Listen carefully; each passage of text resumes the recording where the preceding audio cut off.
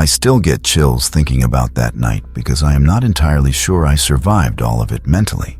It started so casually. Just another swipe on Tinder. I matched with a woman named Lena. Pretty smile, dark hair.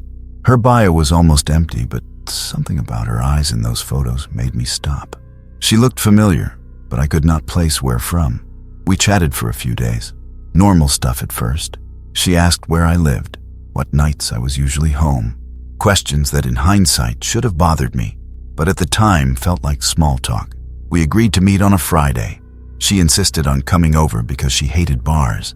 She said she preferred quiet places, so fine.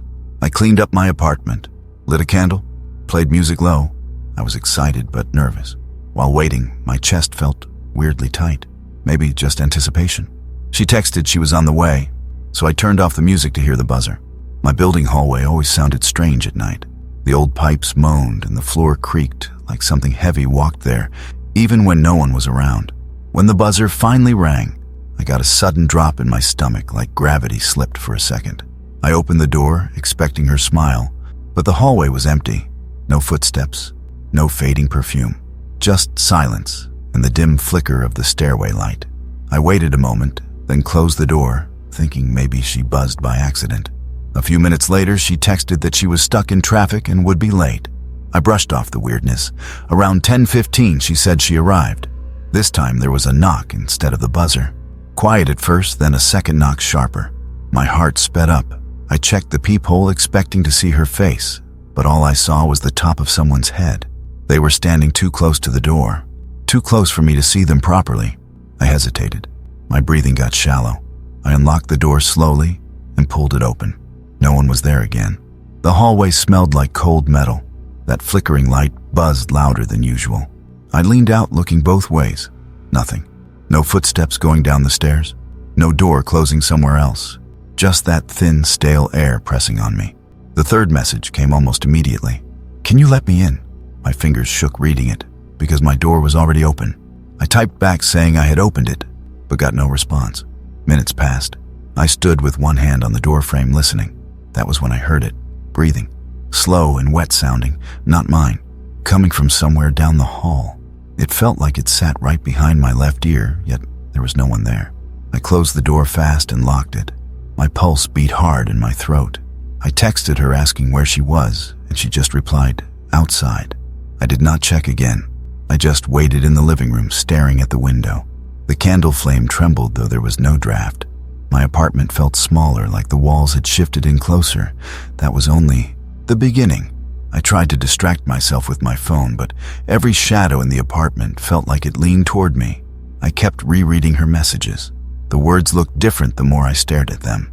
Outside. It sounded less like a location and more like a warning. A knock echoed again, this time softer. I stood frozen, listening. My heartbeat thudded against my ribs so hard I could feel it in my teeth. I called out, asking who it was, but no one answered. Instead, the knocking moved. First the door, then the wall beside it, then the floorboards near my bedroom, like fingertips dragging across wood. When I worked up the courage to look through the peephole again, the hallway was completely dark. The lights that always flickered were out. The silence was thick.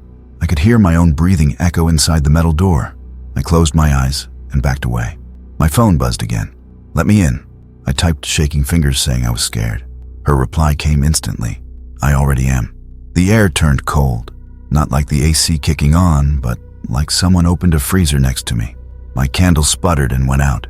The darkness was choking. I could hear the floor in the hallway creak, but this time it sounded like something crawling instead of walking. I moved to the light switch, but the bulb only flickered weakly once and died. My apartment windows reflected nothing but deeper blackness. I called her number. When it connected, I heard static, but underneath it something faint. Breathing.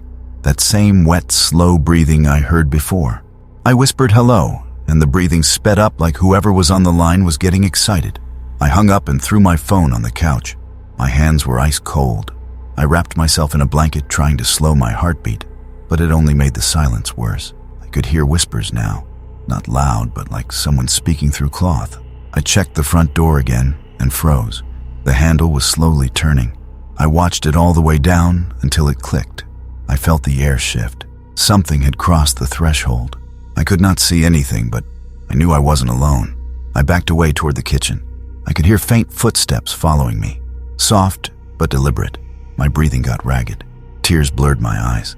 When I whispered, "Please stop," and the footsteps paused inches behind me, I could feel the warmth of breath on the back of my neck. That was when my phone vibrated on the couch across the room. A notification lit up the screen. Tinder. "Lena sent you a new message."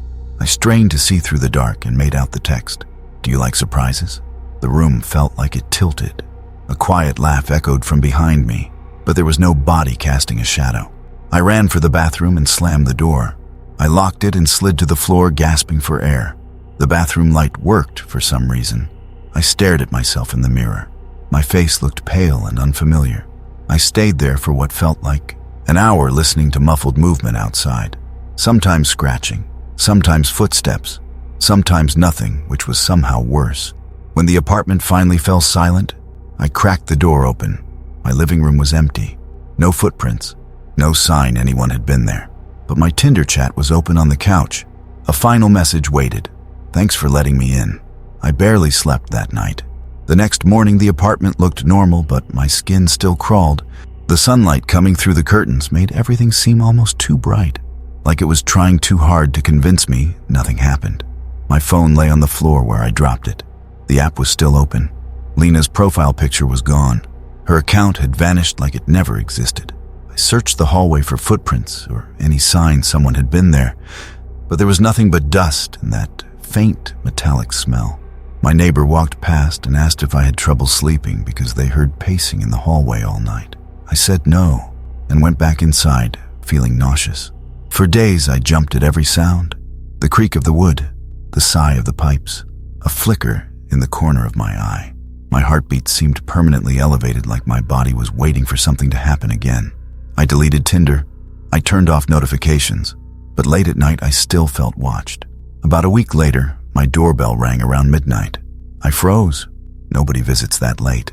I debated ignoring it, but curiosity, or maybe dread, pulled me toward the door. When I reached it, the bell rang again. I didn't look through the peephole. I just stood there listening. I could hear breathing again on the other side. Slow, wet. My phone lit up on the table. No ringtone, just the screen glowing. A new Tinder notification.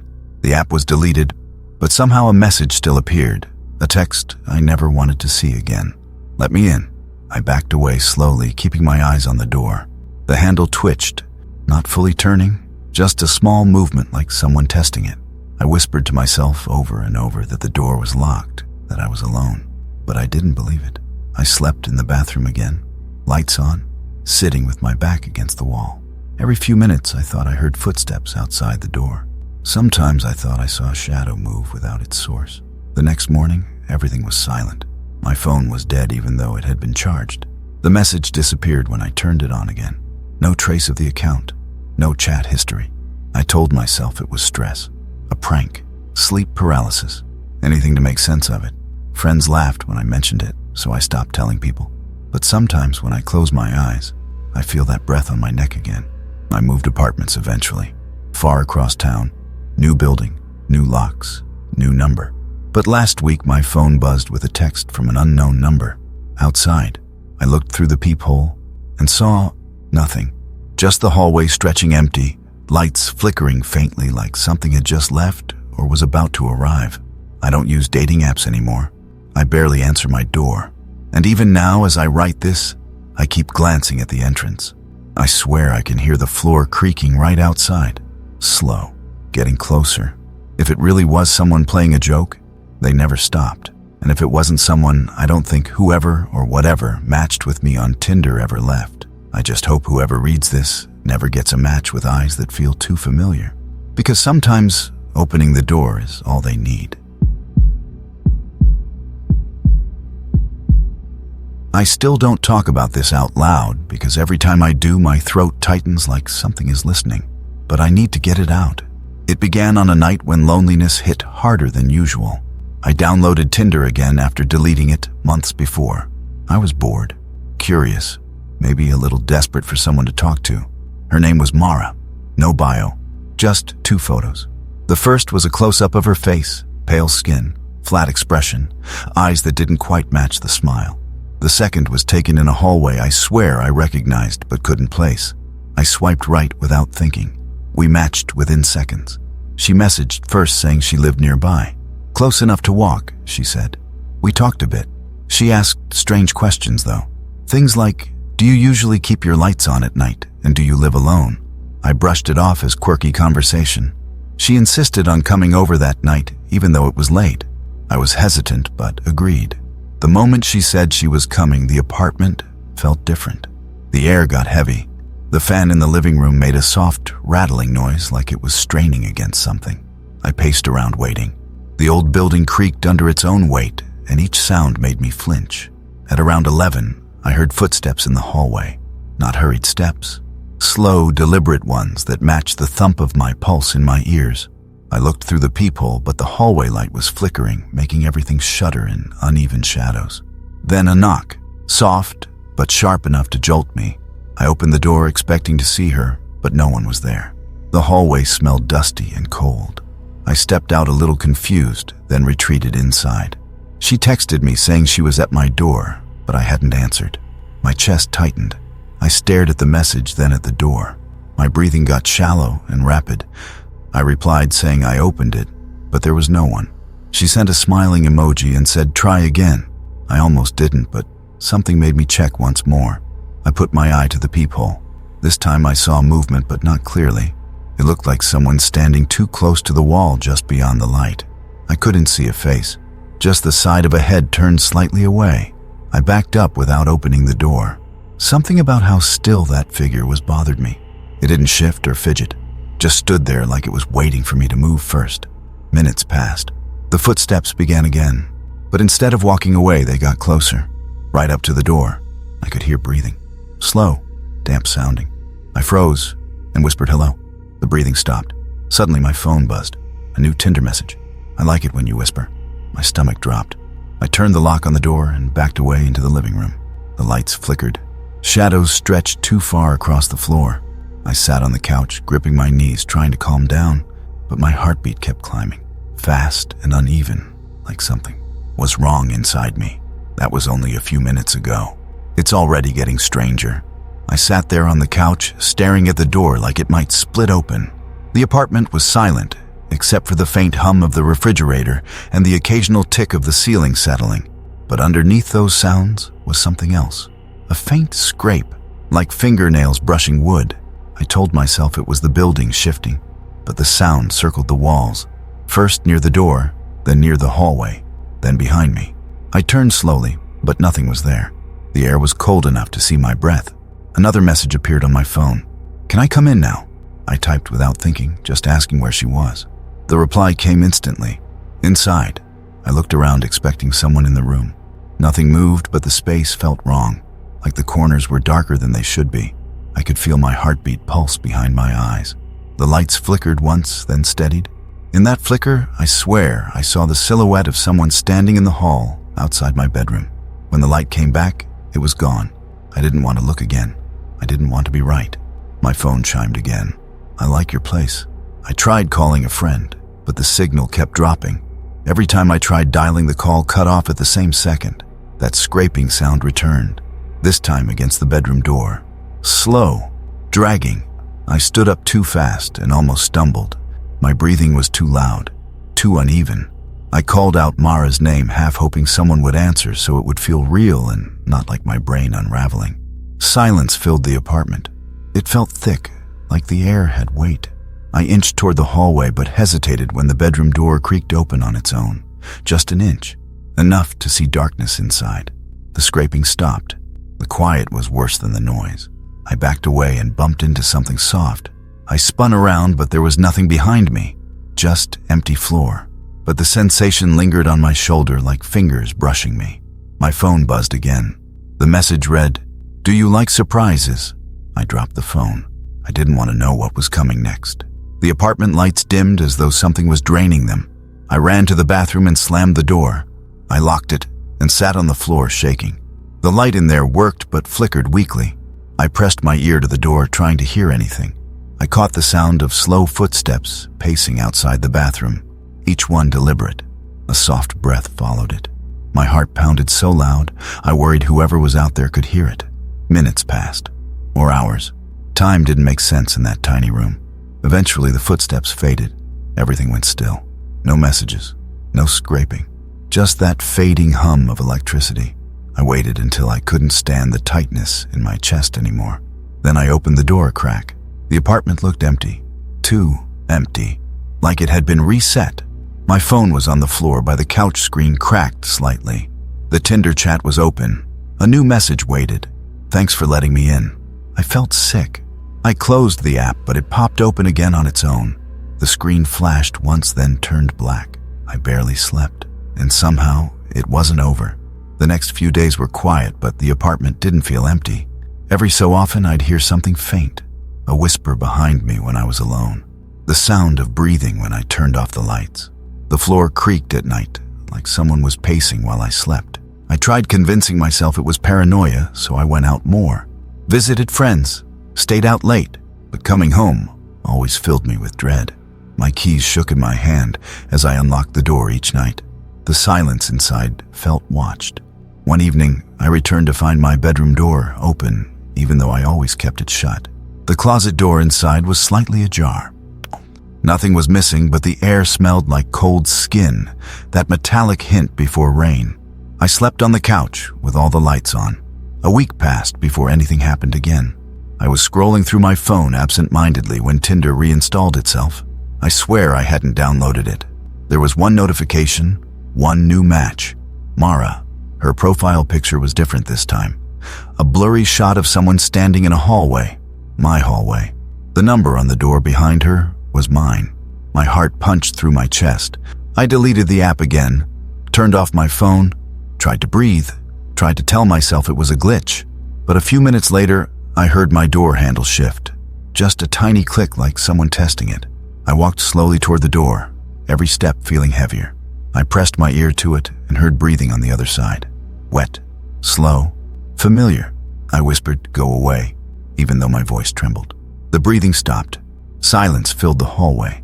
I backed away, unable to take my eyes off the door. After a few seconds, my phone lit up on its own. One message appeared on the dark screen, no app notification, just floating text. Outside. I approached the peephole and hesitated. My pulse throbbed in my ears. I looked anyway. The hallway was empty, but the lights were flickering just like the night she first arrived. The shadows seemed wrong, too tall, too stretched. I didn't open the door. I didn't sleep that night. I moved out a month later thinking distance would end it. Different city, different building, new number, new phone. But a few nights ago, I woke to the gentle sound of my door handle shifting. I checked my phone. Tinder was there again, even though I never installed it. One chat waiting. Miss me. I don't open the app anymore. I don't answer the door after sunset. But sometimes I hear those same footsteps in the hallway. Slow, deliberate, getting closer. I don't know if she's a person or something else pretending. All I know is she's looking for someone who will open the door long enough to let her in again. If you get a match with no bio and a familiar hallway in the background, just swipe left. Some doors shouldn't be opened. I wish I could laugh about this like it was some bad date story. But sometimes I still wake up convinced something followed me home. It happened last winter when the nights were too long and too quiet. I downloaded Tinder because everyone else said it was harmless. Just swiping. Just people watching. Nothing serious. I matched with a guy named Adrian. Tall, brown hair.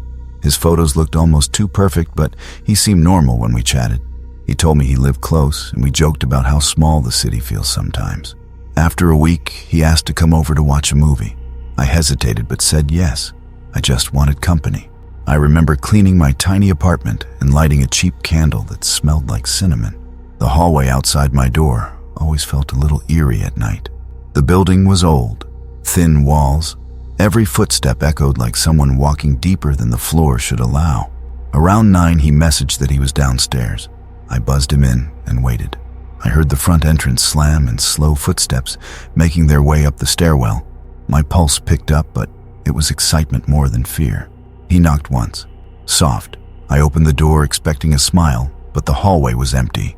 Just that flickering yellow bulb and the creak of the stairwell settling. I laughed awkwardly, thinking maybe I opened too fast. He messaged a second later saying he was coming up now. I stared at the empty hall, confusion bubbling. I shut the door, locked it, sat on the couch and tried to ignore the unease creeping into my chest. A few minutes later, he knocked again, this time louder. I looked through the peephole. Someone was standing slightly out of view, their shoulder visible, too close to the door, too still. Something about how they stood made my skin prickle. I didn't open it. I called out, asking if it was Adrian. The person didn't answer. The knocking stopped, but I heard breathing, not soft breathing, like someone exhaling right against the wood. I backed away, holding my phone. I texted him asking if he was at my door. He replied saying he had just parked and was walking in. My throat tightened. I glanced again, and the person outside was gone. No footsteps, no door closing, just gone. A few minutes later, he knocked for real. When I opened the door, he was smiling just like his pictures. Normal, human. I apologized, saying I thought he was already up here, and he laughed it off. But I couldn't shake how cold the hallway felt. We watched a movie, but I barely paid attention. I kept hearing things. Someone pacing outside. A faint tapping on the wall behind us. Adrian didn't seem to hear any of it. When he left around midnight, he gave me a hug and said he'd text. The apartment felt too still when he was gone. I turned off the TV.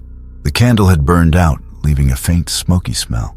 I heard soft scratching at the door and froze. My breathing turned shallow.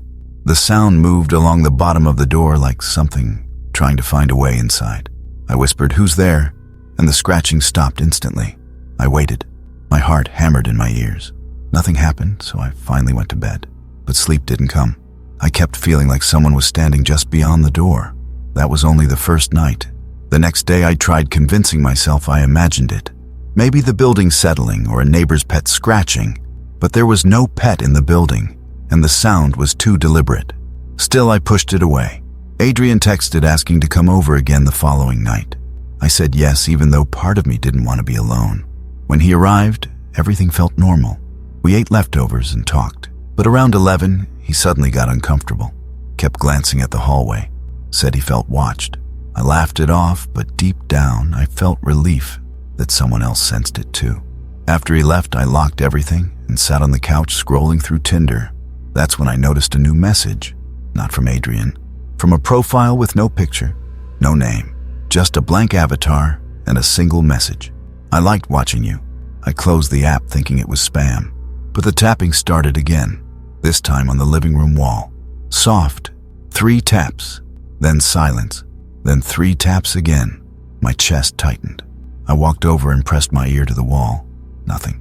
I turned off the lights, telling myself I needed sleep, but the darkness made everything worse. I could swear I heard footsteps creeping down the hallway outside my bedroom. Slow, careful. My heart hammered so loud, my pillow vibrated. I grabbed my phone. No new messages. I texted Adrian, asking if he was still awake. No response. The tapping returned, this time from inside the bedroom closet. My breath caught. I stared at the closet door. It was slightly open. I knew I had closed it earlier. I didn't move for almost 10 minutes. Eventually, the tapping stopped, and an eerie quiet settled over the room. I lay down but kept my eyes open until exhaustion pulled me under. Around 3 in the morning, something jolted me awake. A cold breeze brushed my ear, not from the window, from inside the room. I turned my head slowly. Someone was standing at the end of my bed. I didn't scream. Shock froze me. My eyes adjusted enough to see a pale figure, not Adrian, taller, too thin, head tilted like it was studying me. I blinked, and it was gone.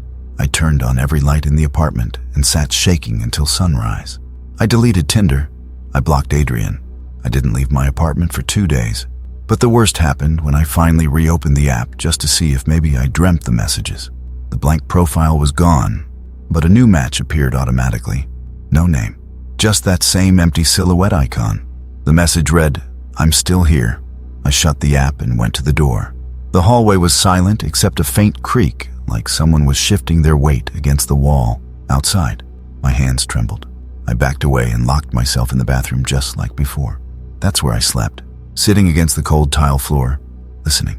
Every once in a while, I heard a soft whisper through the door. My name, drawn out. Wrong. The next morning, the apartment looked untouched. But something was off. Adrian's mug was on the table even though I washed it and put it away. And my closet door was open again. I knew then this wasn't just the app. Something had come through it. Something that wanted more than a match. I stopped using Tinder after that, but it didn't matter. The presence stayed. Some nights I would wake up to the sound of footsteps pacing the hallway outside. Other nights I felt someone sit at the edge of my bed, shifting the mattress just enough for me to know I wasn't alone. I told myself I was imagining it. Stress hallucinations, sleep paralysis, anything rational. But then Adrian texted me out of nowhere. His message was short. "Is someone else staying with you?" I asked why, and he said he had driven past my building the night before and thought he saw a man at my window watching the street. I didn't answer him. Instead, I shut all the curtains and stayed in the kitchen with the lights on, trying to drown out the sense that something was standing just outside my vision. The tapping came back, this time from underneath the floorboards. Slow, 3 beats, pause, 3 beats again. It synced with my heartbeat until I couldn't tell which was mine.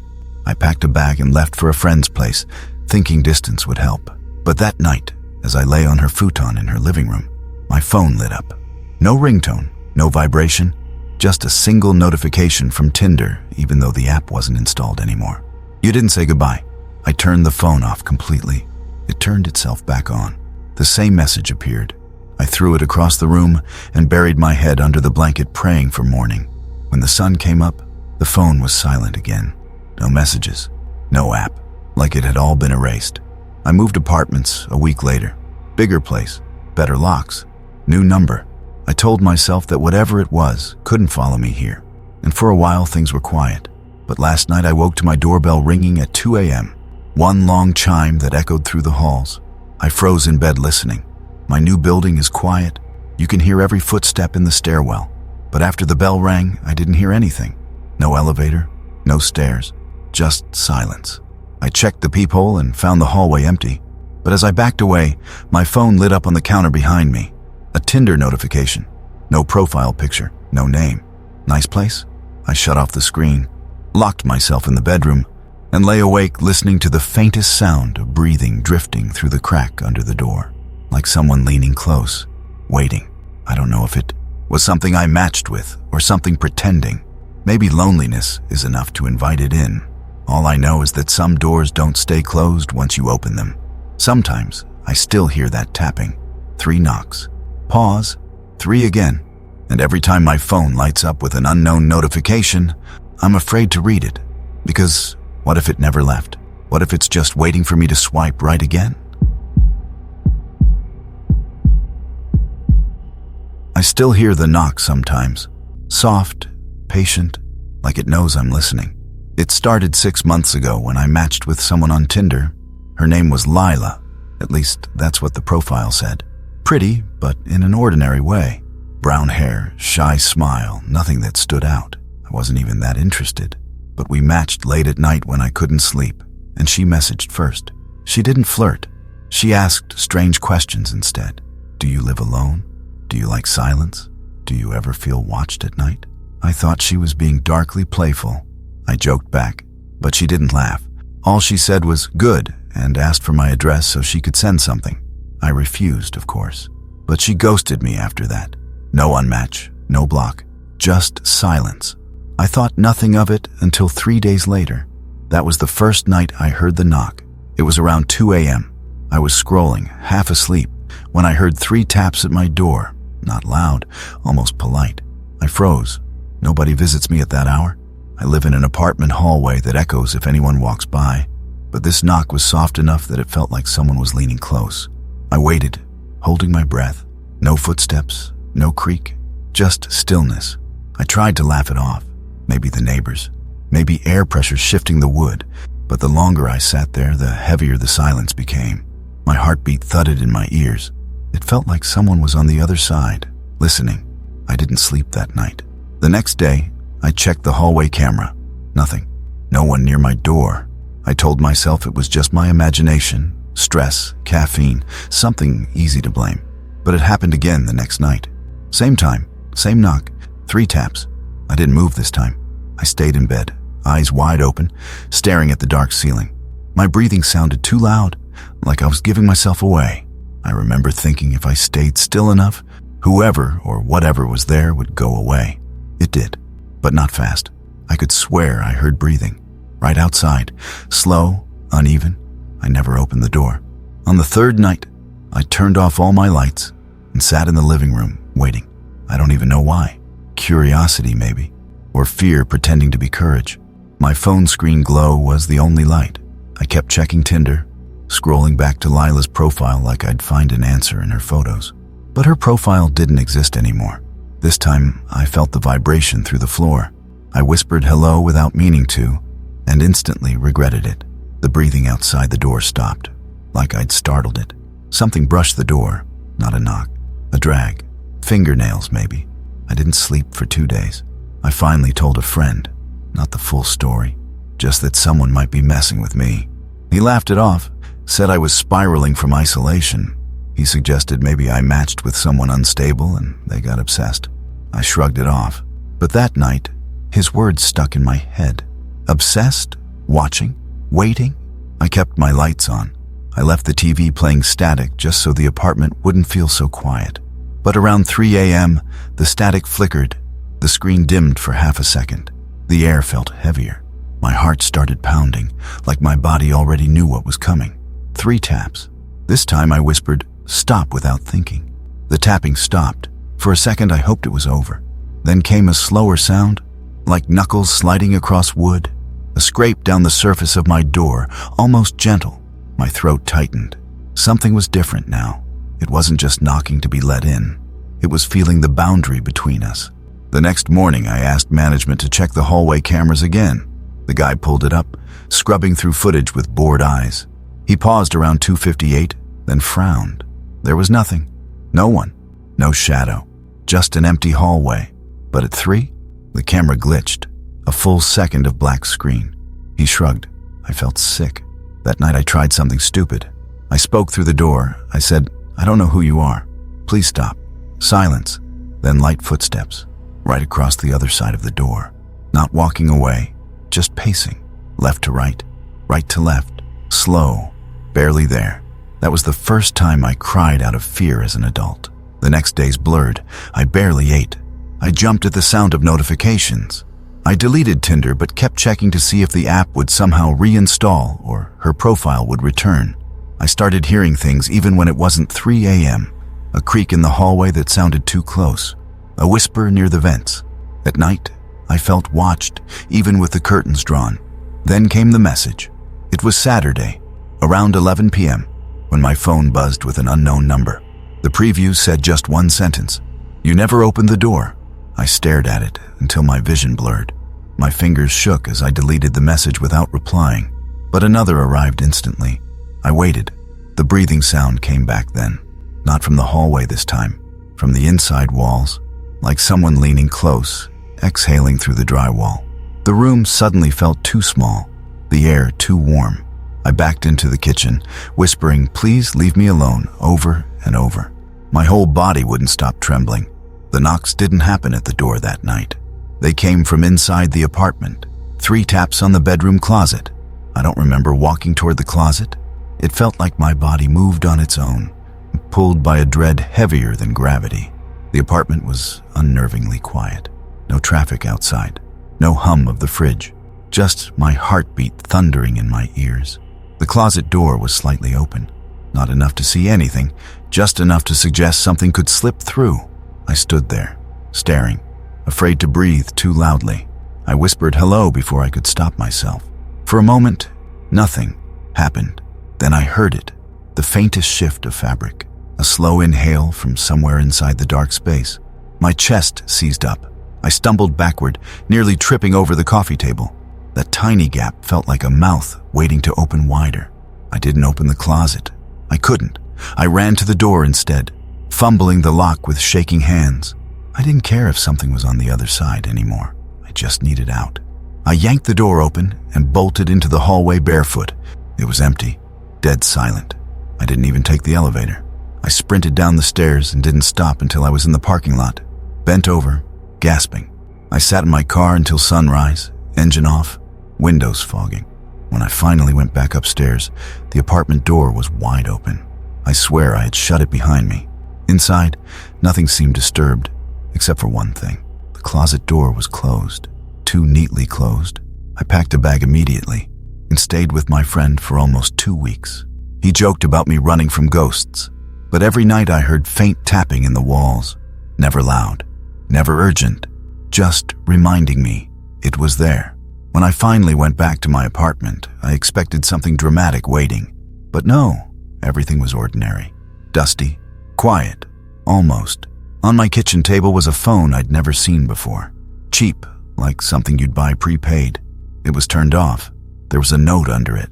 Open it at 3, I didn't. I threw it in a drawer and tried to ignore it. But sometimes, at night, I swear I hear vibrating. Not from my phone, from that drawer. Buzzing at 3 a.m. exactly. Once I even heard 3 soft taps against the wood. I moved apartments after that.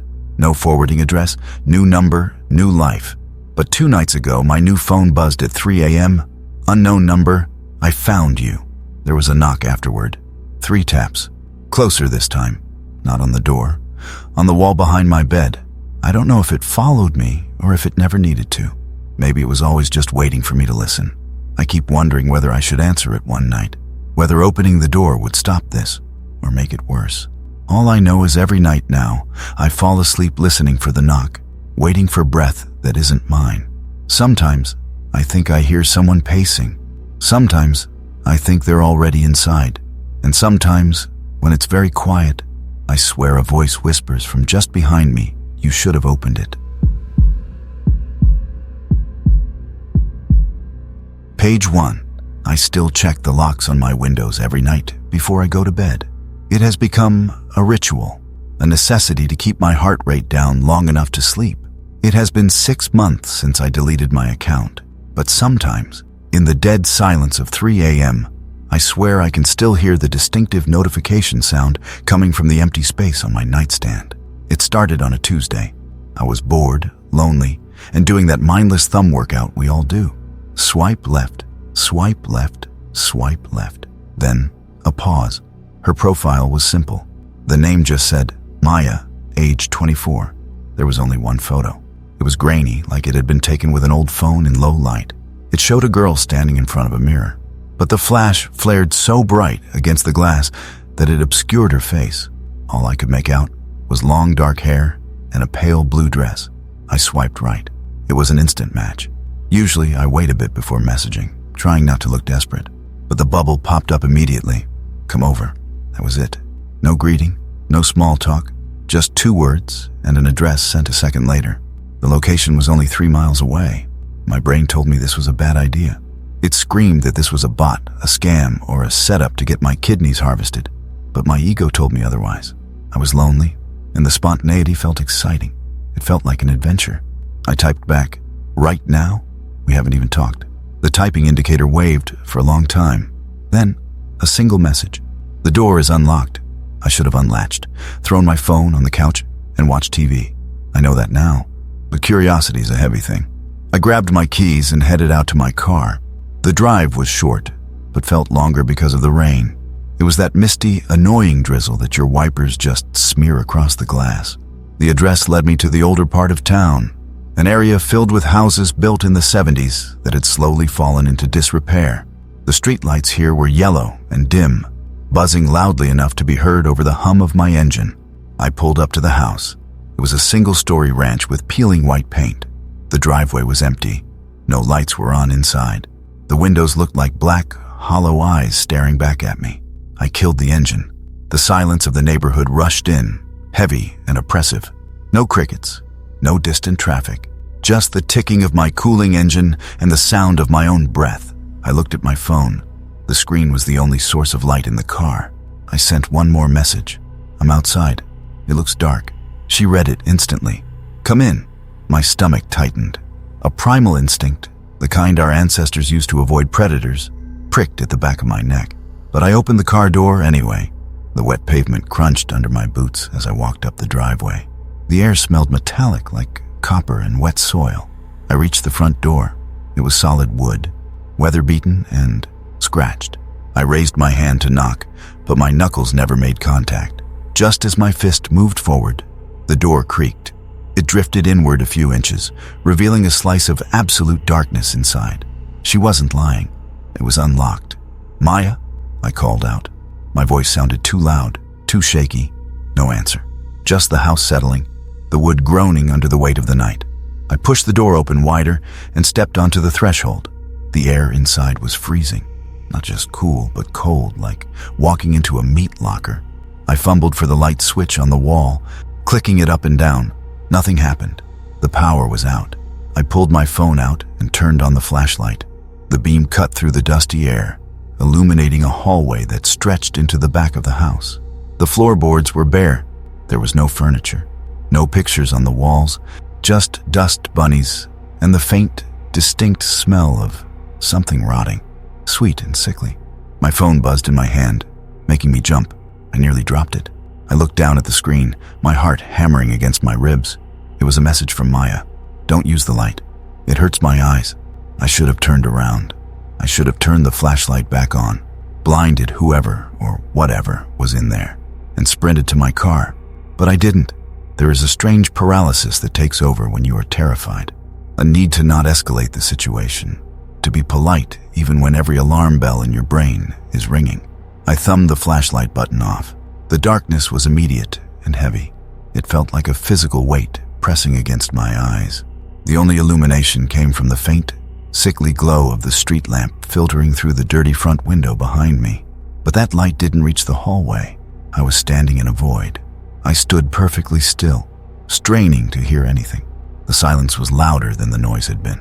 I could hear the blood rushing in my ears, a whooshing sound that synced with the rapid thudding of my heart. Then I heard it, a soft, wet sound, like a bare foot peeling off a sticky floor. It came from deeper in the house.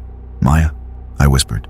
My voice cracked, no verbal answer, just the vibration of my phone in my palm. The light from the screen was blinding in the pitch black. "Bedroom. Last door on the left." I used the dim glow of the screen to guide my feet. I walked slowly, sliding my left hand along the wall to keep my balance. The wallpaper was peeling, and as my fingers brushed against it, it felt damp, not just humid, but slick.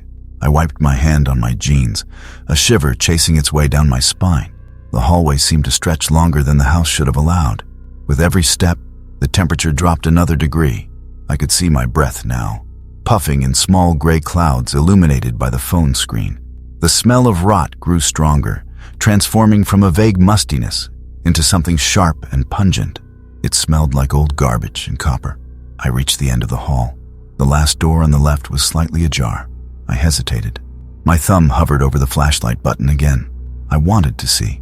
I needed to see. But the memory of that text stopped me. It hurts my eyes. I pushed the door open with my foot. The hinges screamed, a high-pitched metal screech that made me wince. The room was pitch black, darker even than the hallway. The windows here were boarded up, blocking out the streetlights completely. I took a step inside. The air was thick, stagnant. "I'm here," I said. I tried to sound confident, but I sounded like a scared child. From the corner of the room, I heard a rustle. It sounded like fabric shifting against fabric. Someone was there. I squinted, trying to force my eyes to adjust, to make out a shape, a silhouette, anything. Slowly, a form began to separate itself from the shadows. There was a mattress on the floor in the center of the room. Someone was sitting on it, their back to me, hunched over. "Maya?" I asked again. The figure didn't move. They didn't turn around. They just sat there, rocking slightly back and forth.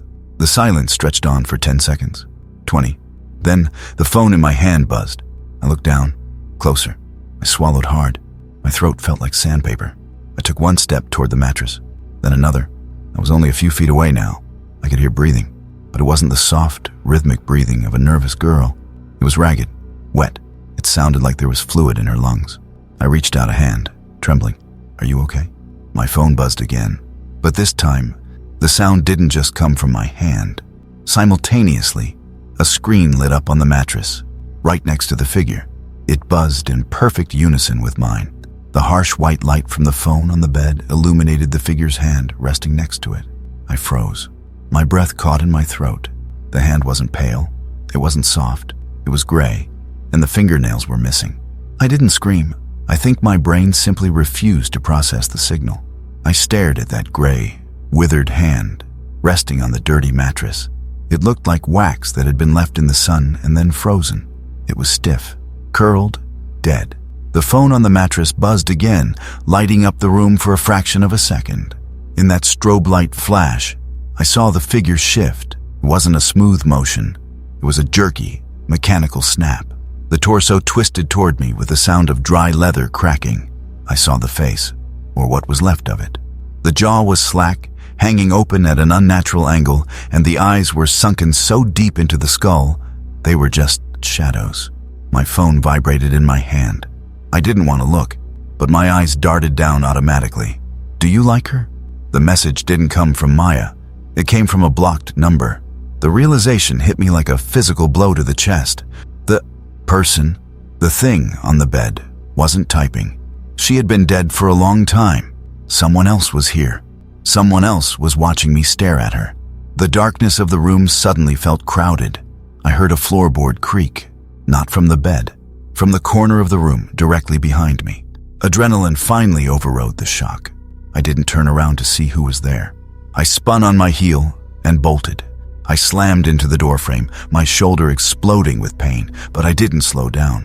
I scrambled down the hallway, my boots thudding heavy and loud against the wood. The house seemed to have stretched, the front door feeling miles away. I heard footsteps behind me, heavy, fast. They weren't the footsteps of a ghost. They were the footsteps of a man. I burst out the front door and nearly slipped on the wet concrete of the porch. I fumbled for my keys, my hands shaking so violently I dropped them. I fell to my knees, scraping them raw on the driveway, frantically patting the wet asphalt until my fingers brushed the metal fob. I could hear the front door of the house creaking open behind me. I grabbed the keys, threw myself into the driver's seat, and locked the doors. I didn't look back at the house until I was halfway down the block, forcing my car through the rain at 60 miles an hour. When I finally checked the rearview mirror, there was nothing but wet pavement and darkness. I called the police from a gas station 3 towns over. I told them everything, or at least the parts that made sense. I told them I found a body. They found her. Her name was Maya, just like the profile said. The coroner estimated she had been dead for at least 3 weeks. An overdose, they said. Accidental. But here is the part that keeps me up at night. The police told me they found her phone on the nightstand, right where I saw it. But when they bagged it for evidence, they noted that the battery was completely dead. It had been dead for days. It couldn't have received messages. It couldn't have lit up. I tried to show the officers the chat log on my phone to prove I wasn't crazy. I opened the app, my hand still trembling. The conversation was gone. The match was gone. It was as if she never existed.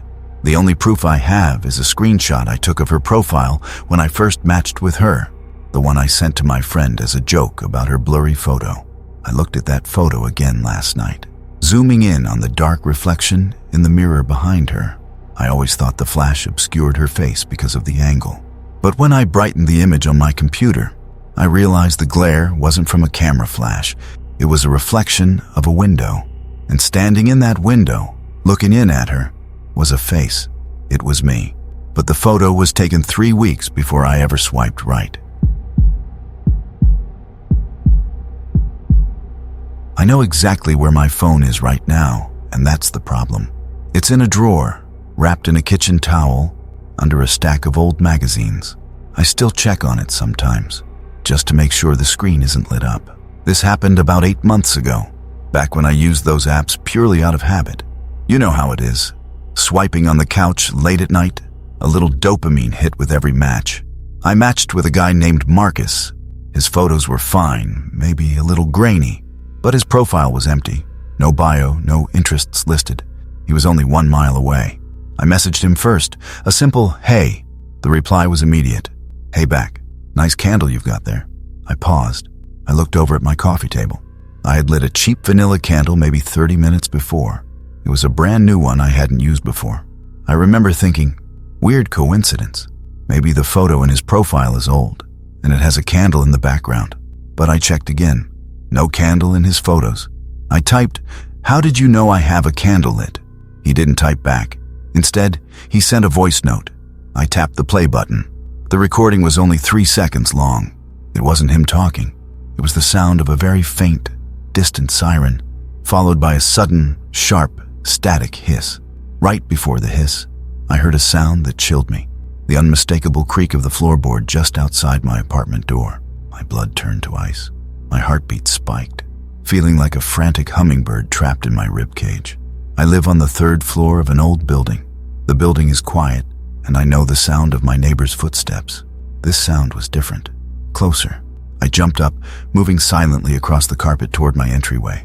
I pressed my ear against the wood of the door, holding my breath. Nothing. Absolute dead silence on the other side. I grabbed my phone again. My hands were shaking so much I almost dropped it. I typed to Marcus, "Who is this? Stop messing with me." His reply was a new photo sent to the chat. It was a picture of my living room. Not a general shot, but a close-up of the edge of my blue velvet curtain, taken through the window from outside. The photo was dark, clearly taken at night, but the sheer black of the fabric was obvious. I flew to the window, ripped the curtain back, and peered down at the street. It was empty. Just the yellow sodium light flickering overhead and the wet glint of the pavement. I scanned the darkness of the trees across the street. Nothing. I didn't think. I just acted. I hit the unmatch button. I blocked his profile. I deleted the entire conversation thread. I threw my phone onto the couch, breathing heavily, trying to pull oxygen into my lungs. I stood there for maybe 15 seconds, just listening to the silence of my apartment. I was trying to convince myself it was a cruel prank, some kind of weird bot that aggregates public information. Then, my phone buzzed. Just one single, distinct vibration. I looked at the screen from across the room. A single notification banner was displayed at the top. "You have a new match, Marcus." I couldn't just stare at it. The sight of his profile photo returning like that, smiling faintly, was like a physical punch. I felt dizzy, and the metallic taste of fear was sharp on my tongue. My first thought was, it's a glitch. My second thought was, get rid of it. I didn't just unmatch this time. I deleted the entire application. I went through the settings on my phone and made sure every trace of Tinder was gone. Then, I put the phone on airplane mode, put it face down, and shoved it into the bottom drawer of my dresser, burying it under clothes. I needed silence. I needed separation. I sat on the edge of my bed, pulling my knees up to my chest. The only sound was the furious thumping of my own heart against my ribs, a loud, panicked drum beat. I was sweating despite the cool air of the apartment. I kept telling myself, it's over. It's done. He's gone. But the air in the room felt heavy, almost viscous. It felt like someone had exhaled slowly right in front of my face. And then I heard it, a soft, dry scraping sound.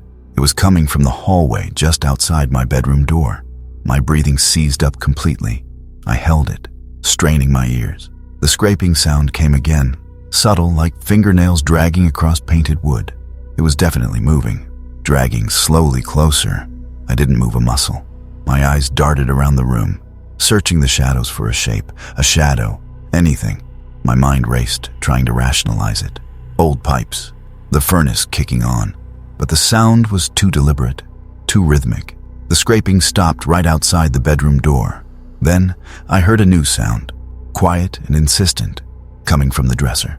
A faint, muffled electronic chirp, the specific sound of a Tinder notification. My phone was off. It was wrapped in 3 layers of clothes, in airplane mode, and the app was deleted. It should have been physically impossible for it to make any sound. Yet, there it was again. Chirp, chirp. The sound from the hallway and the sound from the dresser formed a terrifying counterpoint. One was announcing an arrival, the other, a digital threat that could not be contained. I was shaking uncontrollably now. I knew I couldn't stay. I grabbed my keys, jacket, and in a moment of pure terror, I snatched the phone from the drawer without even looking at it, stuffing it deep into my pocket like a venomous snake. I crept to the bedroom door, unlocked it slowly, and swung it open. The hallway was empty. The lights were off. I bolted. I didn't take the elevator. I ran down 3 flights of stairs, my footsteps echoing loudly in the stairwell. I reached the lobby, fumbling the keys into the lock of the front door, and spilled out onto the street. The cold night air hit my face, a small relief. I scrambled into my car, threw the jacket, off, and jammed the key into the ignition. As the engine sputtered to life, I glanced quickly into my rearview mirror, checking the dark street behind me, and that's when I saw it. Just for a flicker, reflected in the glass of the mirror, was the grainy profile picture of Marcus. It was superimposed over the street behind me, staring, but it vanished the moment I blinked. I slammed the car into drive and sped away, watching the houses blur into black and yellow streaks. I reached into my pocket, feeling the phone vibrating against my leg, even though I knew I hadn't turned it back on. I drove for what felt like hours. I didn't have a destination. I just needed to put distance between myself and that awful silence. My hands were locked on the steering wheel, and I was hyperventilating, every breath jagged and painful. The phone in my pocket was still vibrating. It was no longer a gentle buzz. It was a furious, insistent rattling. It felt hot, almost burning against my leg, radiating an energy that felt dangerous and wrong. I finally pulled into an abandoned movie theater parking lot 10 miles outside the city limits. I slammed the car into park and just sat there, the engine idling. I could hear the desperate, wet sound of my own panic. I reached into my pocket and pulled out the phone. It was completely cold now, but the screen, still black, was flickering faintly, a tiny, irregular pulse of light. I tried to press the power button to see if it would actually turn on, but before I could, a line of white text flashed across the black display. The text was not a notification. It looked like an old DOS prompt. It read only, "Don't stop." I threw the phone against the passenger seat door with a shout. It bounced off the plastic and landed on the floor mat, screen up. It was still black, still pulsing faintly. I stared at it, frozen. That phone was supposed to be completely powered down. I slowly reached down and picked it up. My fingers were trembling so violently I could barely hold the cold glass. I knew that whatever was happening, I had to confirm it. I had to know if the horror was real or if I was losing my mind. I took a deep breath and pressed the power button firmly. The screen flashed to life. It didn't boot up normally. It bypassed the lock screen and went straight to the Tinder app. The interface was there, white and normal, but the app was open directly on the chat with Marcus. There was no new text. The last message was the one I saw at home, the photo of my curtain, but his profile photo at the top of the chat had changed. I stared at it, the blood draining from my face. The original photo was grainy and dark, a guy standing in what looked like a coffee shop. This new photo was sharp, hyper-realistic, and taken seconds ago. It wasn't a picture of Marcus. It was a picture of me. It was my face, pale and wide-eyed with terror, reflected in the small, oily puddle of rainwater right outside my driver's side window. The detail was horrifyingly clear. The way my hair was plastered to my forehead, the frantic, panicked glare in my eyes, the car's dome light reflecting in the glass of the window next to me. I looked frantically out the side window. Nothing. Just the empty lot and the dark, wet puddle. As I watched, still holding the phone, the chat interface began to scroll itself down, past all the previous messages. It stopped on the last message sent. It was from Marcus, time-stamped just 3 seconds ago. The message was one word, matched. I finally screamed. I threw the phone, not at the seat, but out the window and into the dark parking lot. It hit the pavement with a crunch of glass, and the light went out. I put the car in reverse and didn't stop accelerating until I reached the main road. I never went back for the car. I left it there with the engine running. I got a new phone, a new number, and moved to a different city. I haven't used a dating app since. But sometimes, when I'm looking into the reflection of a dark window, just before the light hits it, I see not my own face, but that grainy, vacant profile picture of a man named Marcus staring back, and I wonder if I ever unmatched him, or if I just matched with a different version of him, or worse, if I matched with a different version of myself. I don't remember her face clearly anymore, but I remember the smell of her apartment, that ozone tang, like the air right after a lightning strike, mixed with something dusty and cold. It smelled like space that hadn't been used in 100 years. Her name was Clara. We matched on a Monday. She was smart, funny, and her photos looked perfectly normal. Smiling outdoors, a picture with a dog, a selfie in an office. She suggested meeting at her place for wine on Wednesday because she claimed her work schedule was insane. I drove out to a huge, older residential tower near the lake. It was the kind of building with a fancy lobby that hides decaying infrastructure. Everything seemed fine. I took the elevator up to the 12th floor. The corridor was long and quiet. Too quiet, actually. I couldn't hear any TVs or muffled conversations, just the faint, continuous hum of the building's ventilation.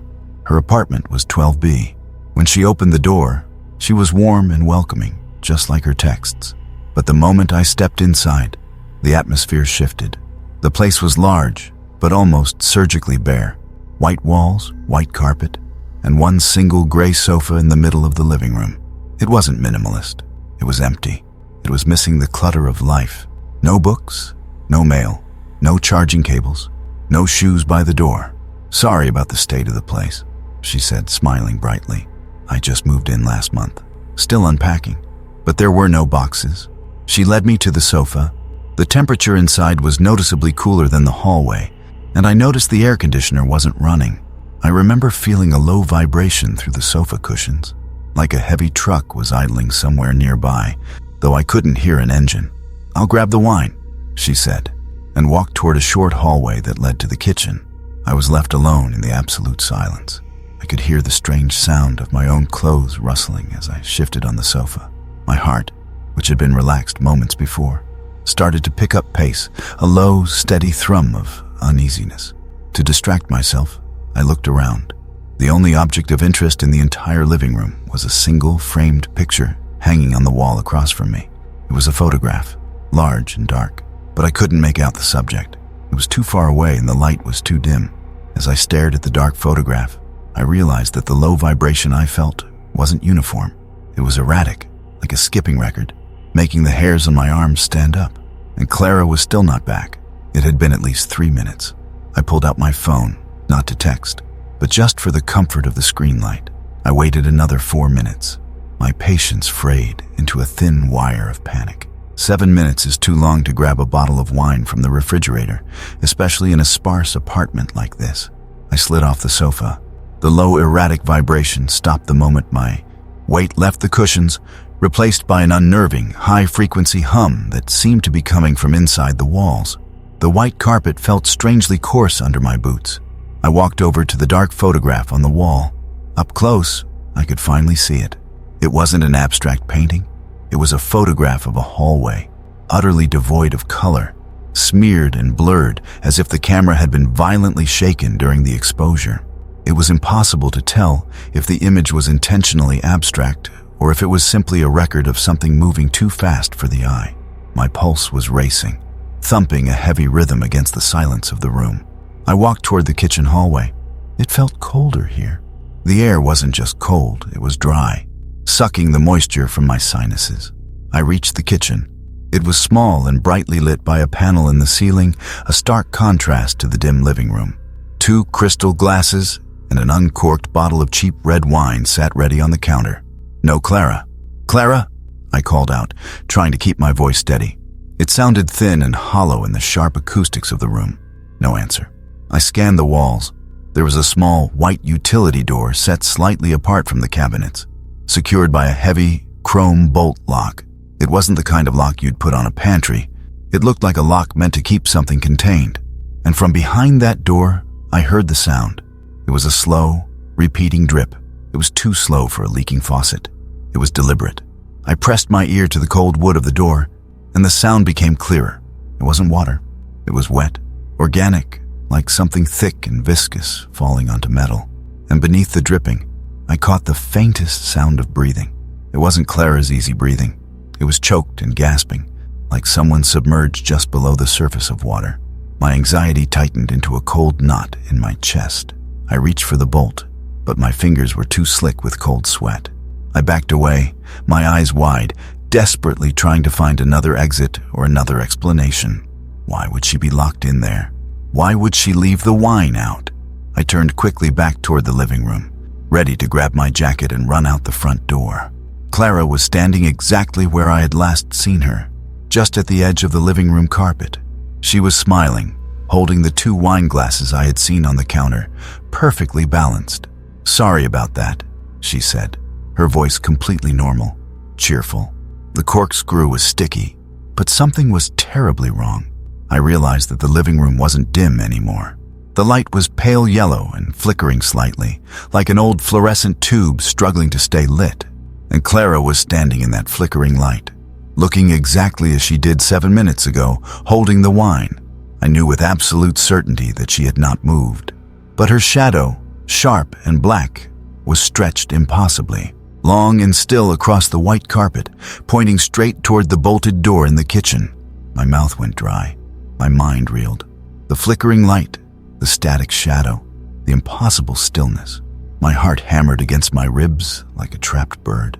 I wanted to scream, but the sound caught in my throat, a choked gasp. Clara's smile remained fixed. "Are you all right?" she asked, her head tilting slightly. "You look a little pale." I couldn't answer. I just stared at her. My eyes darted from her face, which was too perfect, too unmoving in the flickering light, to the shadow, which stretched and writhed slightly with the dying flicker.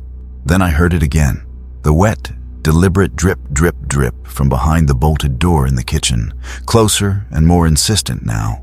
And beneath it, a faint, desperate whimpering.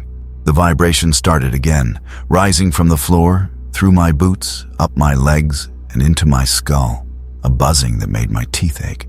It felt like the entire apartment building was shaking, but nothing around me moved. I took a slow, deliberate step backward, toward the front door. Clara's smile didn't waver. Her eyes, dark and unblinking, followed my every movement. "Where are you going?" she asked, her voice still light, but now tinged with a delicate, porcelain-like edge. I managed to stammer. I think I left something in my car." She took a step toward me. It was too fluid, too swift. One moment she was by the kitchen hallway. The next, she was only a few feet from me. The glasses in her hand didn't clink. Her bare feet made no sound on the carpet. As she moved, the flickering light in the living room flared brightly, then dipped, almost to darkness. In that momentary surge of light, I saw it, just for a second.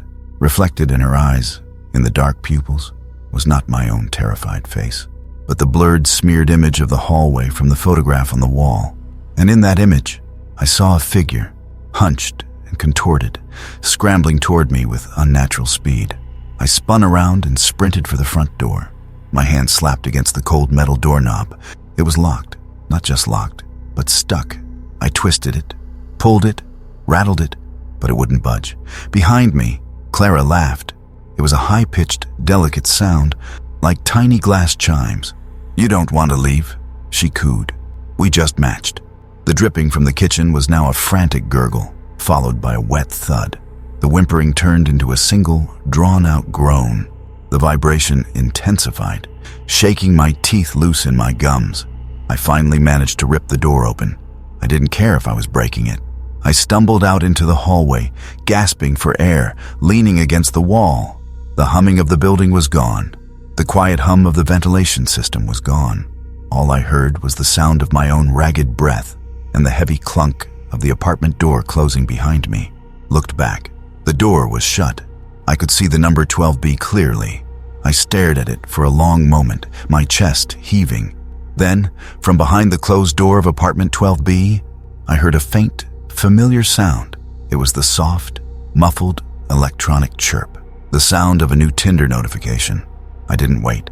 I ran for the emergency stairs, pushing through the heavy fire door, and didn't stop until I was outside. I never looked back at that building. I often wonder what was in that bolted room, and who or what had really matched with me that Monday. Sometimes, late at night when my phone buzzes with a new match, I still feel that strange, cold vibration in the soles of my feet, and I always swipe left.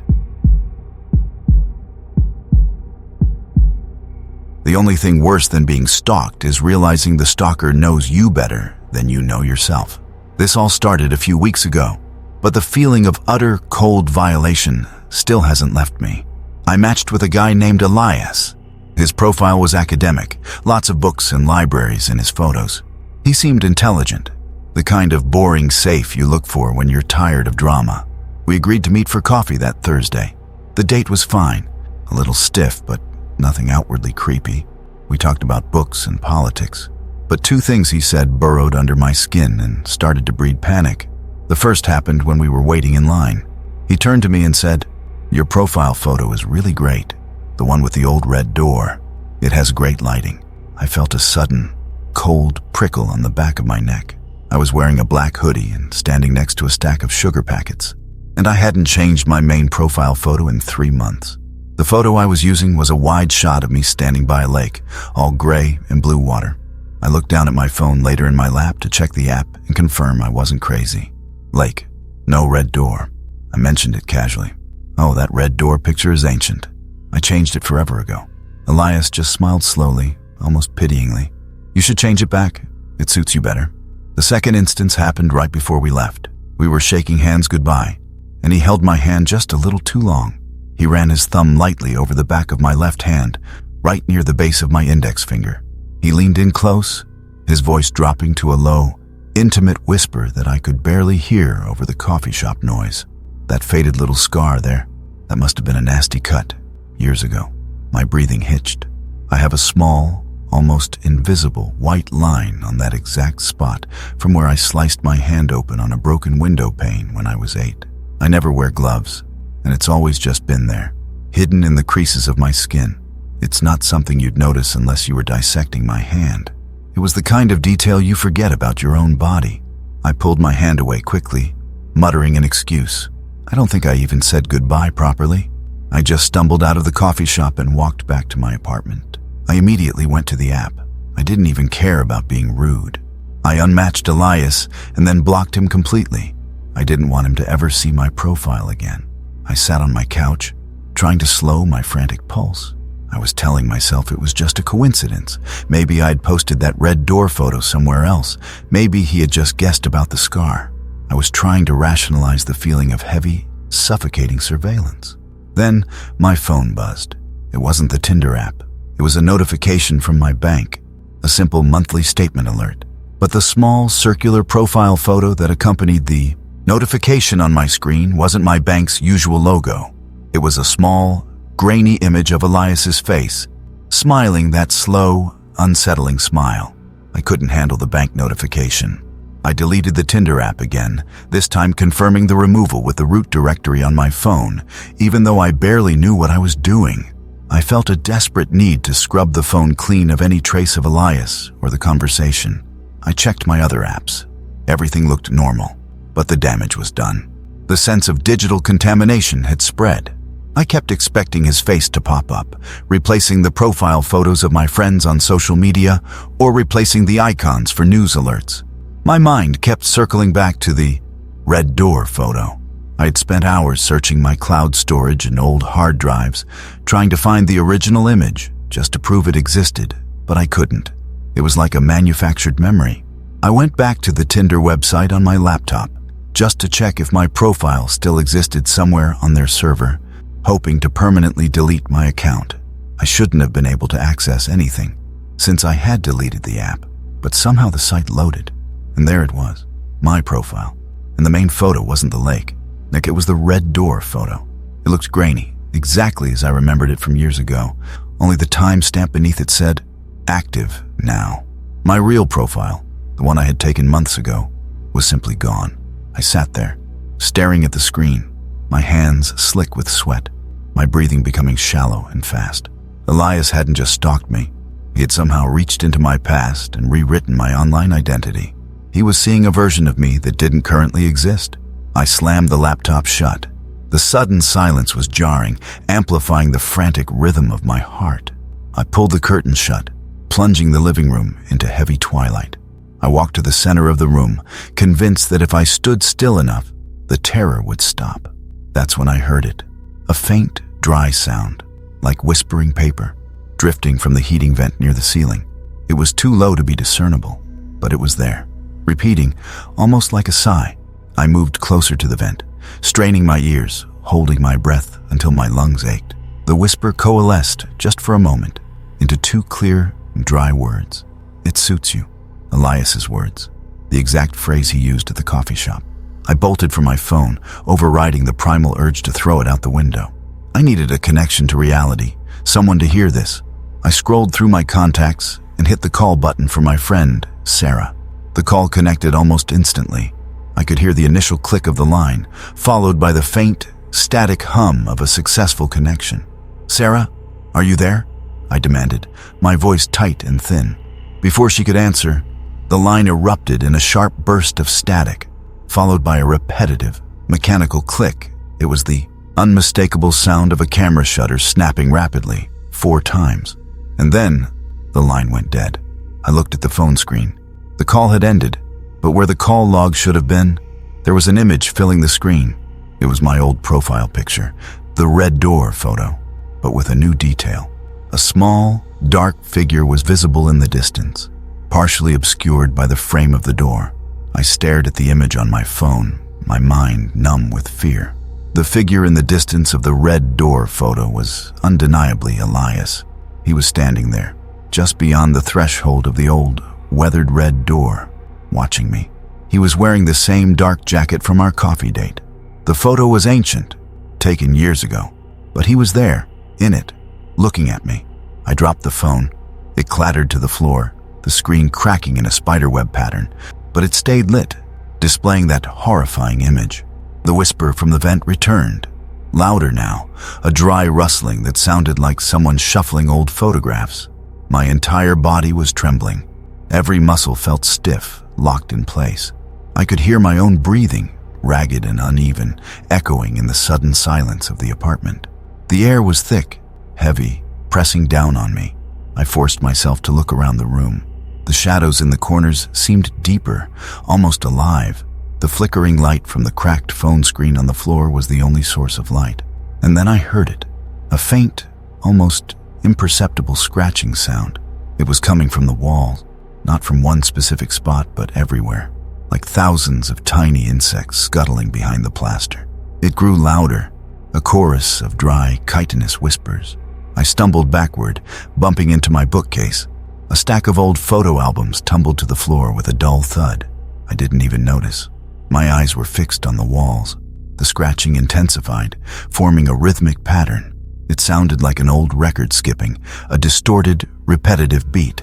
And slowly, agonizingly, the whispers from the vent began to synchronize with the scratching. They formed words, indistinct and overlapping, but the tone was undeniably Elias's low, intimate voice. "You should change it back. It suits you better." The phrase repeated, fading in and out, carried on the dry, dusty air. It wasn't coming from the vent anymore. It was coming from all around me, from the walls, from the floorboards, from the very air. I squeezed my eyes shut, pressing my hands over my ears, trying to block out the invading sound, the invading presence. But it was inside my head now. His voice, clear as a bell, speaking those words. I felt a cold breath ghost over my cheek, too close, too real. I opened my eyes in a panic. Standing directly in front of me, so close I could feel the static electricity emanating from him, was Elias. He was not a solid figure. He was translucent, shimmering like heat haze, a composite of blurred edges and faded colors. His slow, pitying smile was stretched impossibly wide across his shimmering face. He didn't speak. He just slowly raised his hand, his translucent fingers reaching for my face. I shrieked, a raw animal sound that tore from my throat. I lashed out, slapping at the air where his hand was, and stumbled backward. I hit the wall, hard, and slid to the floor, my eyes fixed on the spot where he had been. He was gone. The scratching stopped. The whispers vanished. The apartment was once again utterly silent, save for my own gasping, tearing breaths. The only light came from the cracked phone screen on the floor, still displaying that photo of me by the red door, with Elias in the background. I scrambled up, grabbed my keys, and ran out of the apartment, leaving the phone, the broken glass, and the insidious silence behind. I haven't been back. I sleep at friends' houses, always with the lights on, always checking the shadows. Sometimes, when I pick up my new phone, I see it, just for a flicker. In the reflection of the dark screen, a faint, almost imperceptible red tint in the corner, like a door slightly ajar. And I wonder if Elias is still in my past photos, or if he's waiting in my next match. It wasn't the pictures that scared me. It was the name that kept changing. This happened last fall, and I still get nervous checking my own digital footprint. It started innocently enough. I matched with a profile named Alex. He had 4 or 5 great pictures.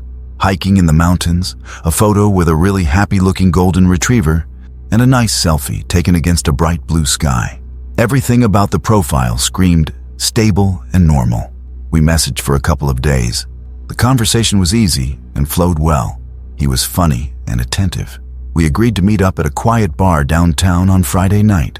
About an hour before I was supposed to leave, I opened the app to reconfirm the time and the location. My attention went straight to the top of the chat window. The name tag where it should have said Alex now read Jamie. I squinted, thinking my eyes were playing tricks on me.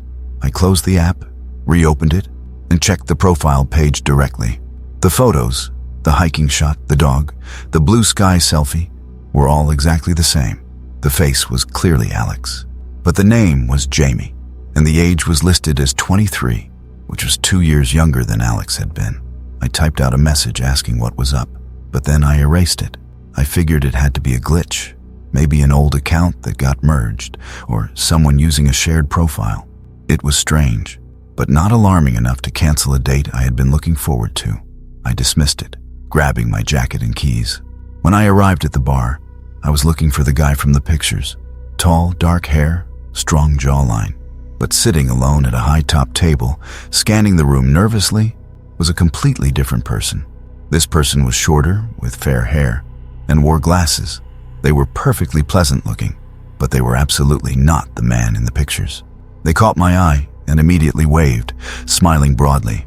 I walked over, utterly confused. "Hi, are you Alex?"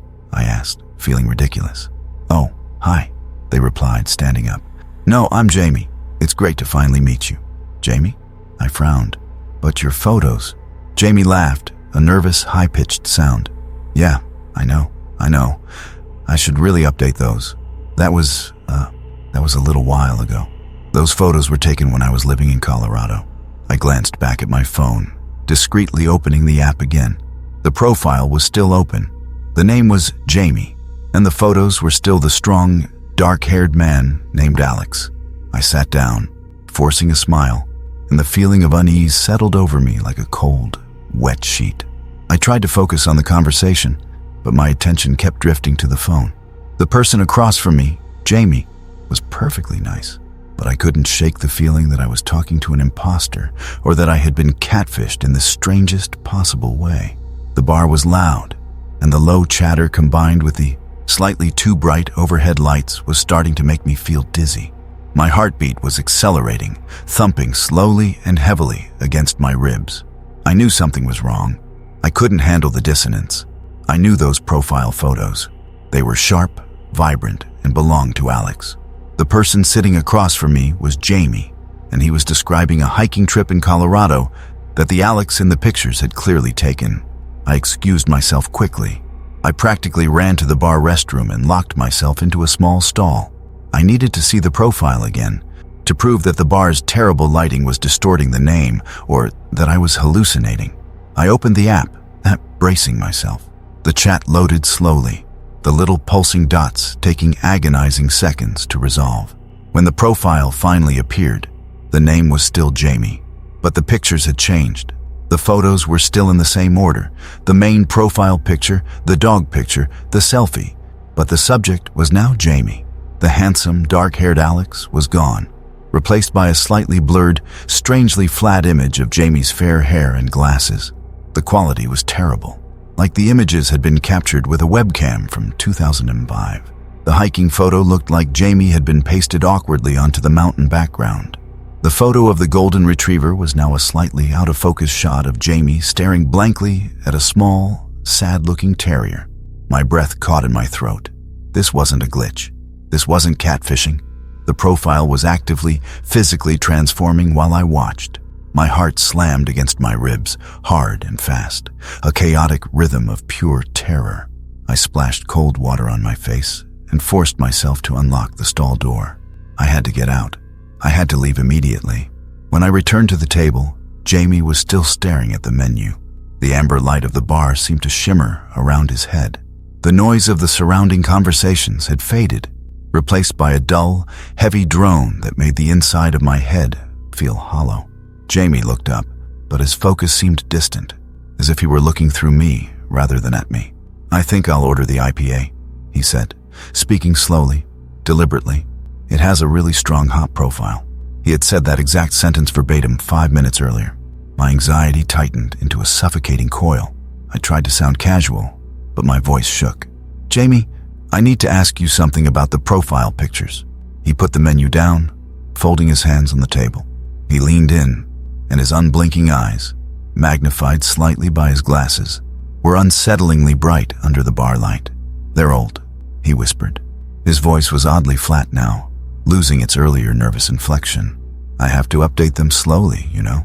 The metadata. It takes time for the container to adjust." "Container?" I whispered back, my breathing shallow and useless. Jamie stared at me, then tilted his head, his smile returning. But this time it was wide and completely unnatural. The skin around his mouth seemed too tight, almost stretched. "We have to keep updating the shell," he repeated, his voice now a low, synthetic murmur. "But the information is the same. The connection is still valid." He reached across the table, his fingers outstretched. His skin looked strangely pale, almost like unbaked dough under the amber light. I noticed a faint, dry, papery smell emanating from him, like old textbooks left in an attic. "Don't worry about the external features," he said, his eyes scanning my face with unnerving intensity. "We'll be more compatible soon." I didn't wait to see what that meant. I snatched my purse and shoved my chair back, the loud scrape of metal against the floor momentarily cutting through the drone of the bar. I didn't try to explain or apologize. I just ran. I pushed through the heavy wooden door of the bar and didn't stop until I was outside, stumbling onto the wet pavement of the sidewalk. The cold night air hit my face, sucking the heat from my skin. My chest was heaving, every inhale and exhale a painful, ragged sound in the quiet street. I heard the bar door swish closed behind me. I risked a look back. Jamie was standing in the doorway, framed by the amber light. He wasn't smiling anymore. He just stood there, completely motionless, watching me. For a split second, as a car passed, I saw a faint digital flicker across his face, a brief overlay of that blurred, synthetic profile photo. I turned and ran to my car. I fumbled the keys into the ignition, my hands shaking so violently I had to restart the engine 3 times. I sped away, leaving the noise and the light and the horrifying certainty of what I had seen far behind me. When I finally made it home, I locked and bolted every door and window. The adrenaline was crashing, leaving me cold, nauseous, and deeply, overwhelmingly exhausted. I stood in my bedroom, leaning against the wall, listening to the heavy silence of my own apartment. I knew I needed to delete the account forever, to eliminate the connection, but a terrifying curiosity held me captive. I picked up my phone, my fingers hovering over the glowing glass. I had to know what the profile looked like now. Had it fully transformed into Jamie? Had the name changed again? I opened the app. The screen refreshed quickly. The chat window with Jamie loaded, but the profile image at the top was no longer the blurred photo of Jamie. It was the original, handsome, clear photo of Alex. The name displayed at the top of the chat was once again Alex. I scrolled through the profile. The vibrant photos of the mountains and the golden retriever were back. The profile had completely reverted. Then I saw the new message. It was a file attached below the last text I had sent an hour ago. It was a voice note, with my heart hammering so loud I could barely hear. I tapped the play button and held the phone to my ear. It wasn't Jamie's flat, synthetic monotone. It was the voice of the man in the pictures, Alex. But the voice was muffled, thick with static, and filled with a sound like wind rushing through a broken microphone. "I'm still here," the distorted voice pleaded. "I'm trapped in the data. The container, it's updating me too fast. He knows my memories now. Don't match me again. Don't answer. Please, I can't." The voice note cut off with a sound like a zipper tearing violently. I pulled the phone away from my ear, staring at the screen. As I watched, the profile picture updated one final time. It was still the face of Alex, but it was a selfie taken in extreme close-up. His eyes were wide with pure terror, and his mouth was stretched open in a silent, pixelated scream. The entire image looked like it was vibrating, dissolving into tiny blocks of code. I threw the phone as hard as I could into the corner of the room. I never touched the app again. I never opened that number. I often wonder who answered the phone when I called, and who, or what, is walking around in the original handsome body. But mostly, I wonder if Alex is still trapped inside that profile, waiting for the system to delete him forever, or waiting for someone else to swipe right. I shouldn't have matched someone listed as 0 miles away when my lights were already flickering. It was a stupid, bored decision born out of a rainy Tuesday night and a low-grade power failure across the city. The rain outside was heavy, pounding against the window pane in a ceaseless roar. My old apartment building often struggled in storms, and the overhead fluorescent light in my living room was humming, occasionally dipping into a painful yellow strobe before recovering. I was huddled on the couch, mindlessly swiping. Most profiles were normal, predictable. Then I landed on one that simply defied logic. The name was Shadow, no age listed. The bio consisted of 2 words, searching for warmth. The profile photo was what stopped me. It wasn't just a dark photo. It was absolute, seamless black, the kind of black that absorbs light. The only detail was a single, tiny, faint streak of white near the center, like a streak left by a flashbulb from an impossible distance. But the distance indicator was the kicker, 0 miles away. My finger hesitated, but curiosity won. I swiped right. The match notification popped up instantly, accompanied by the bright, specific chime of the app. The moment that chime sounded, the flickering overhead light in my living room dipped again, this time significantly. It didn't recover fully. The light that remained was duller, stained slightly brown. Before I could even type a greeting, the message bubble popped up. I'm cold. I felt a genuine, deep chill run through the room. I wasn't just cold from the draft. The ambient temperature felt like it had dropped 10 degrees in 3 seconds. I could see my own breath misting faintly in the air. I tried to rationalize it. The power is failing. The boiler is acting up. I typed a reply, trying to keep the tone light. Must be a big storm out there. Sorry about the chill. The response was instant, unnervingly fast. It's dark here. And getting darker. You have light. Share it. My reading lamp, a small, reliable desk lamp plugged into the wall next to the couch, began to flicker rapidly. Not like a power failure, but like a dying candle. It was fast, relentless, and completely localized to that single lamp. I jumped up and yanked the lamp's cord from the socket. The flickering stopped, but the remaining lights in the apartment dimmed further, fighting hard to hold on to life.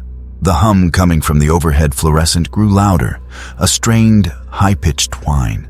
I stood there in the center of the room, my heart pounding a panicked rhythm against my ribs. I looked down at my phone. The screen was the brightest thing left in the apartment. "Don't turn off the light," Shadow typed. "Don't leave me alone." I felt a knot of pure dread tighten in my stomach.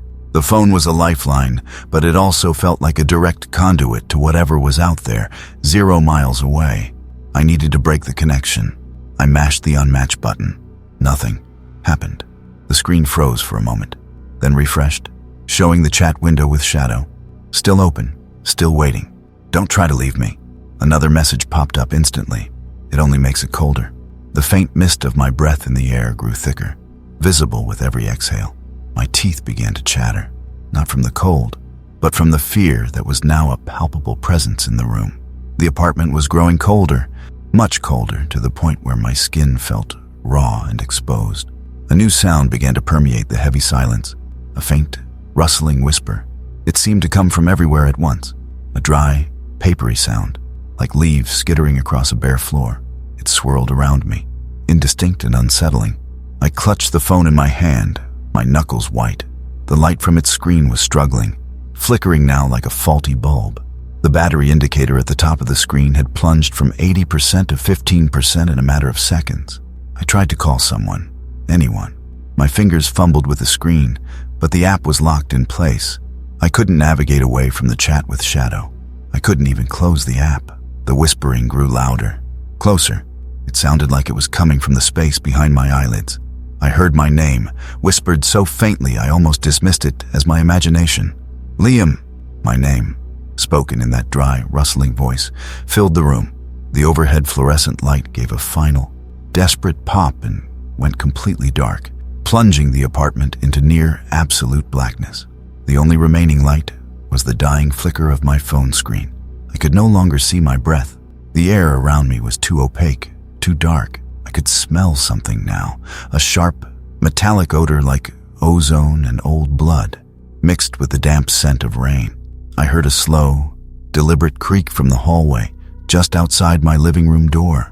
It was the sound of a floorboard groaning under weight. My heart was beating so hard, it felt like it would burst through my chest. I couldn't breathe. I was gasping, fighting for air that felt thin and cold and empty. I heard the sound again, closer. Creak, creak. It was moving, slowly, into the living room. Then, from the extreme edges of the phone screen's dying light, I saw it, the black.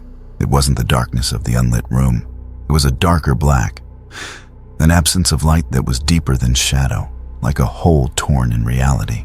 It was a shimmering, almost viscous blackness, slowly oozing into my living room. My phone screen flickered again, violently, then pulsed once, very brightly. In that blinding flash, I saw the source of the whispering. It wasn't leaves. It was thousands of tiny black fragments, like burnt paper, swirling in the air around the edges of the encroaching darkness. They were moving, almost dancing, driven by an unseen force. And then, the phone screen finally went completely dark. The silence that followed was absolute, a complete, total absence of sound that was far more terrifying than any noise. My ears strained, desperate for anything, the rain, the wind, even my own ragged breathing.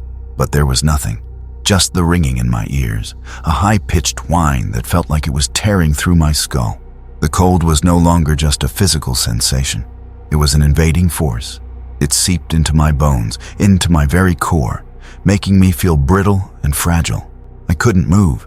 I was paralyzed, locked in the center of the room, surrounded by an impenetrable, suffocating black. I squeezed my eyes shut, then opened them again, desperately hoping to see something, anything. But there was nothing, not even the faint glow of city lights from the window. The blackness was complete, total, a void that had swallowed everything. Then I felt it, a faint touch. It was cold, so cold it burned, like dry ice against my exposed skin. It traced a line up my arm, a slow, deliberate movement that made my skin crawl. It felt like something impossibly thin, yet impossibly strong. I whimpered, a small, choked sound that was instantly absorbed by the consuming blackness. The touch reached my neck, circling slowly, gently, but with an underlying pressure that felt like it could constrict at any moment. The faint, papery rustling returned, right next to my ear. It wasn't whispering words anymore. It was just the sound itself, a dry, insidious caress. And then I felt a breath, not my own. It was cold, colder than anything I had ever felt, and completely devoid of moisture. It flowed over my ear, making the fine hairs on my skin stand on end. A new sound started, a soft, repetitive click. It wasn't mechanical. It sounded like bones, small bones, gently rubbing against each other just behind my head. My mind screamed. Every instinct shrieked at me to run, to fight, to do anything, but my body wouldn't obey. I was trapped, a statue in the absolute void. The cold pressure around my neck tightened just slightly, enough to make me gasp, a desperate, futile attempt to draw air into my frozen lungs. The click grew louder, moving closer, circling my head, and then, just for a moment, an image flashed in my mind's eye, superimposed over the blackness. It was the original profile picture I had seen, that pure, seamless black, with a single tiny, faint streak of white in the center. But now, as I watched it in my mind, the white streak pulsed, growing brighter, growing larger, slowly resolving into a single, unblinking eye, an eye that was staring directly at me. Then, the cold pressure vanished. The bone click stopped. The dry breath was gone. The rustling faded into nothing. The blackness around me receded. Slowly, agonizingly, the faintest hint of light returned. It was the dull brown glow of my living room fluorescent, struggling back to life with a weak, desperate hum. I was standing exactly where I had been. The apartment was a mess, overturned books, a spilled mug, but it was solid, real, The rain was still pounding outside. My phone was lying on the floor, its screen shattered but completely dark. Dead. I stumbled out of the apartment, not even bothering to grab a jacket. I ran, not caring where I was going, just needing to be away. I never went back to that apartment. I moved cities, changed my name, got a new phone. I still check the weather obsessively, and I can't stand the sound of rain. But sometimes, when I'm alone in a dark room, I feel a faint, dry coldness on my skin, and I wonder if Shadow ever found the warmth it was searching for, or if it's still out there, 0 miles away, waiting for someone else to swipe right and share a little light.